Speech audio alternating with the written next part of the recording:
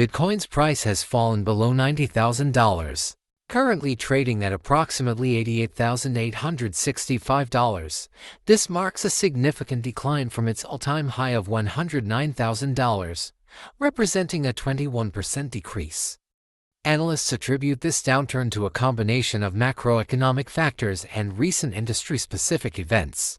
Ethereum is currently priced at $2,479.54, reflecting a 5.13% decrease from the previous close.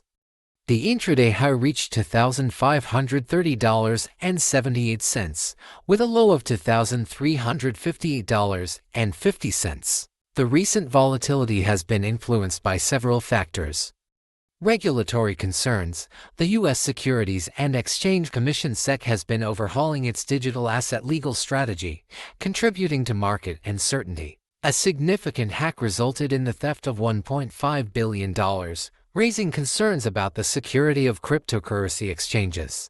The recent Libra scandal in Argentina, involving President Javier Milei, has highlighted the risks associated with politician-endorsed meme coins, further impacting investor confidence. Financial experts advise investors to remain calm and avoid panic selling during this period of volatility.